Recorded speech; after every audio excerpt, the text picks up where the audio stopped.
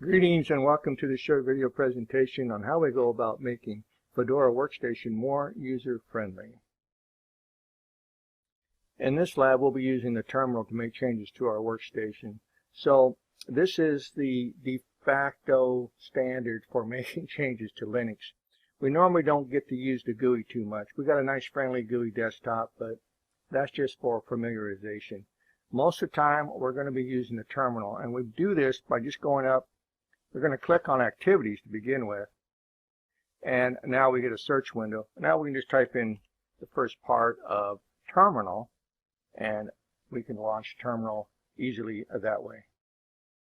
So what this all comes down to is somebody wanting to make the switch from being a Windows user to a Linux user, but they want that same familiarity that they have with Windows, the same desktop and the user friendliness. And we can get that with Linux. It just takes some work. Out of the package, Linux isn't all that user-friendly, but there are things that we can do in Linux to make it much more user-friendly, and that's what this lab is about. As a Linux user, we have to get used to the process of updating and upgrading and doing it often. We don't get all these notifications, or we don't get notified by Linux that there's an update or there's something waiting for us to go out and download or upgrade unless it's a security fix. If there's something that's important or critical, yeah, we can get a notification about there is a security update waiting for us to download for our Fedora. But normally we just have to go through the process of running the update and the upgrade command. So I'm going to go ahead pop that in here real quick. So I'm currently logged on as CyberOffense. I'm a super user, but I still have to run as that super user. So when I run this command, it's going to come up, it's going to ask me for my CyberOffense account password. So I'm going to go ahead and type that in real quick.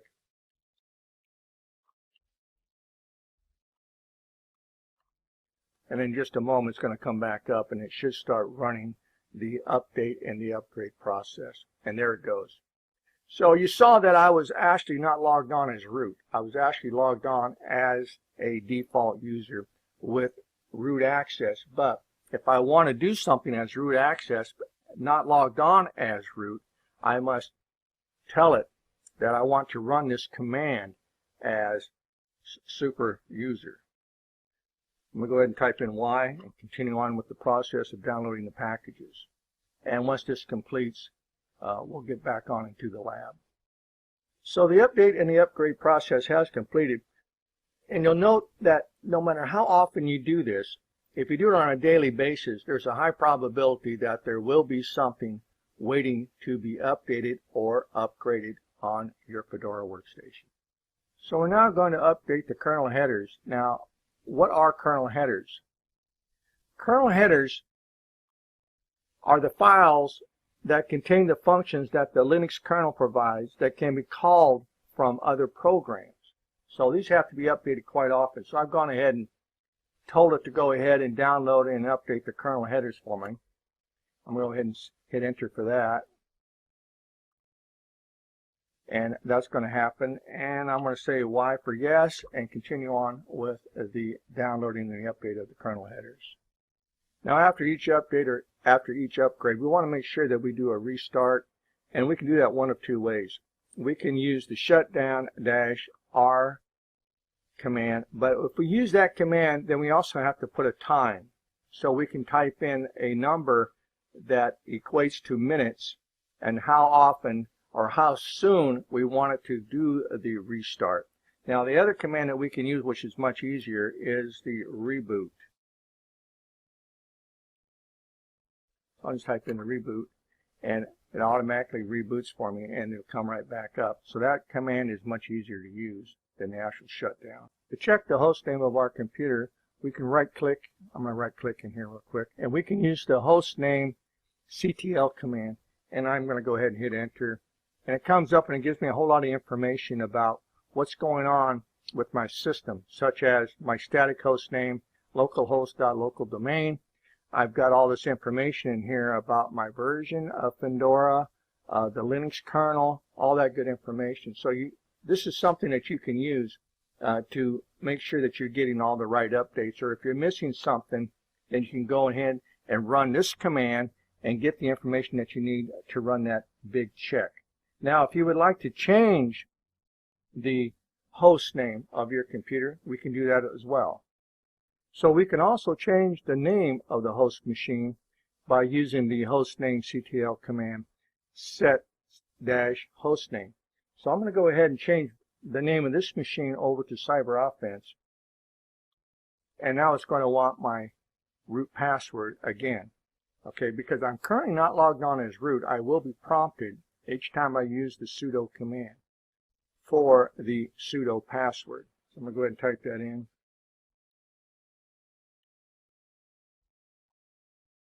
Hit enter. Now it comes back. Now I'm going to go ahead and do the status on this here real quick. And now I'm going to use the status command, but it's the same thing whether I use the status command or not. I still get the same results if I just run the hostname CTL. And we see that my static host name now is CyberOffense, and my pretty host name is also CyberOffense. So that's one way that you can change the name of your machine to something more user-friendly other than localhost.local. To clear the screen contents, we can go ahead and use the command clear.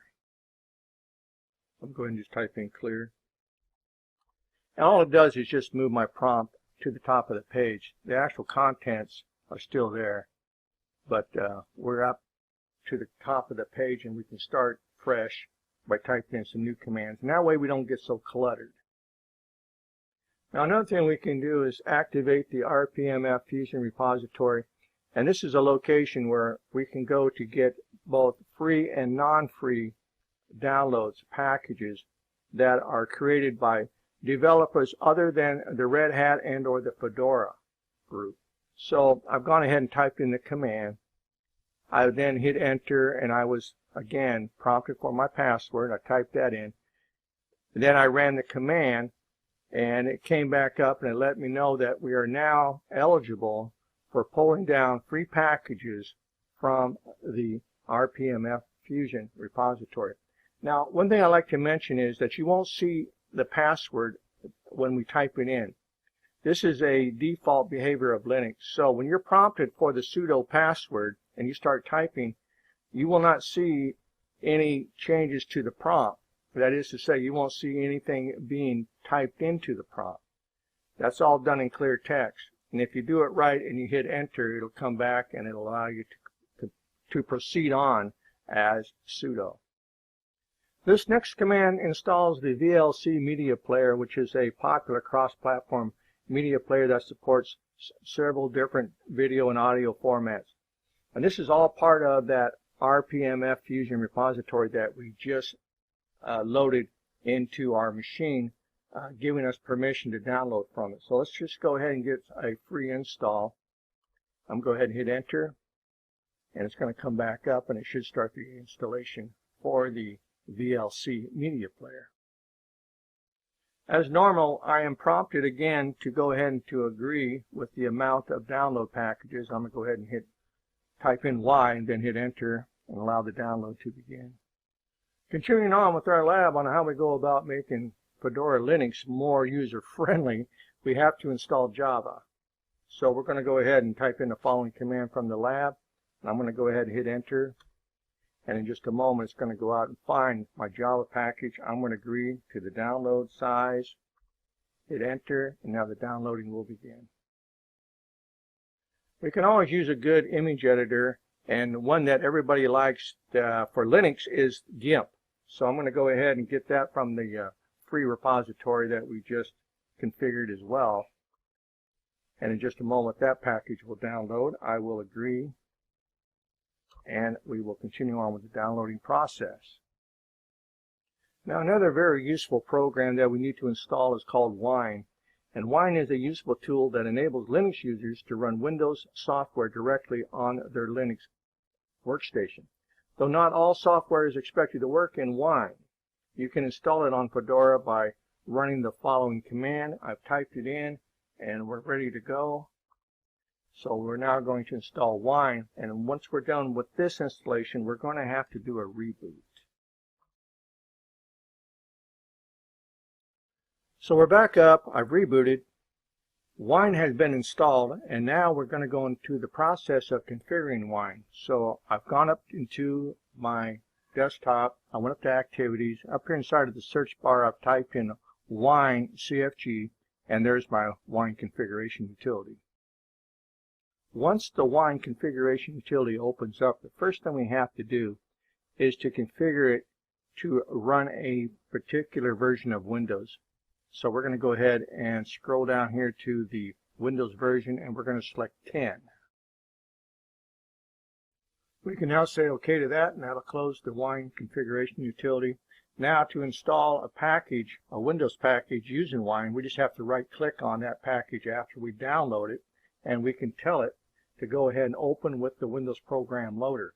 Now if that program is actually compatible with Wine, that is to say that Wine can work with it, it will install the program and you'll be able to use it as you normally would on a Windows platform. So in this next part of the lab, we're going to go ahead and download a Windows program, and we're going to install it and configure it using Wine. To do this, we're just going to go to Firefox and open this up. We're going to go out to the internet, and we're going to go to FileHippo, which is a download site for software, and we're going to get a Windows package. So I've opened up Firefox and opened up a new tab, and I typed in filehippo.com/downloads_notepad, and here we are. We're going to download this program here called Notepad++, and here we'll download the latest version, and we'll begin this download process in just a moment. On this next window that pops up for the Notepad++, we're going to save the file, and we're going to save it to the default location, which is the Downloads folder. And it's just going to take just a moment for it to download. So the download has completed successfully. I'm just going to open up the Downloads folder, and we can see where it's at right here, and we'll proceed on with the installation of this Windows program using Wine. So I'm going to close out this Firefox. We're going to close all tabs. We're going to go to Applications. We're going to go to File, and now we're going to open up our Downloads folder. So inside my Downloads folder, I have the Notepad++ application. I'm just going to right-click, and I'm going to open up with Other Application, and I'm going to select the Wine program. I'm just going to double-click it, and now the installation process will begin. So I'm now just going to step through the installation process as I would if I was installing this onto a Windows program.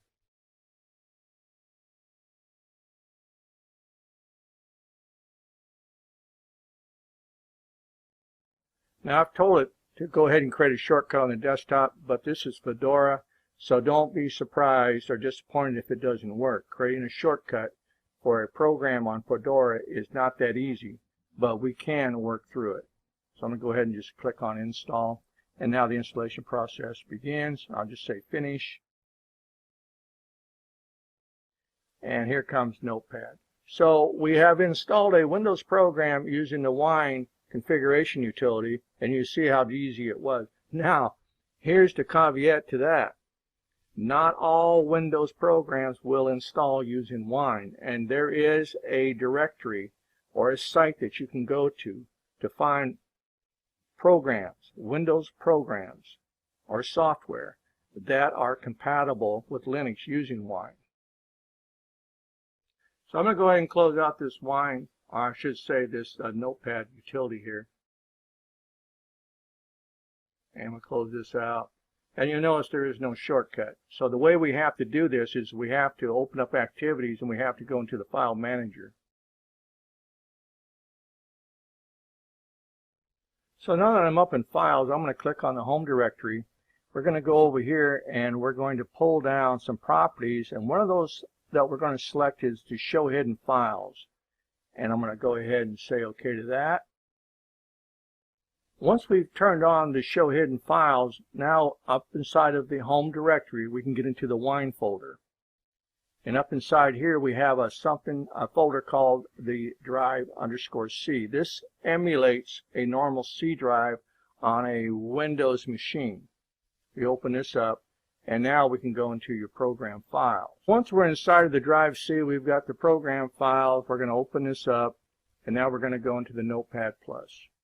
Now we can't just arbitrarily open this up by double-clicking it. Again, we have to right-click, and we have to open with another application, and we have to select the Wine program to make the program actually run. You're going to have to do that each time you want to run your Windows program. As you can see, it is possible to get Windows programs, some Windows programs, to run on a Linux desktop. But not all programs are going to be so easy to install or configure. And if you want to find out which programs are best suited for Linux and have actually been tested, then you can go out to the internet. You can go to a database and check to see if the program you want to install is actually compatible. The database is maintained by an organization called wineheadquarters.org, and you can go over here to the menu. You can see exactly what applications you can check out and see if they're compatible. Right now, there are 24,616 applications currently in the database. Now, I find most of these applications are actually games. Not a lot of programs, mostly just gaming stuff. There are some programs, but not too much. All right, so that's going to conclude this short video presentation on how we go about configuring Fedora Workstation to be more user-friendly. And I hope to see you in my next video.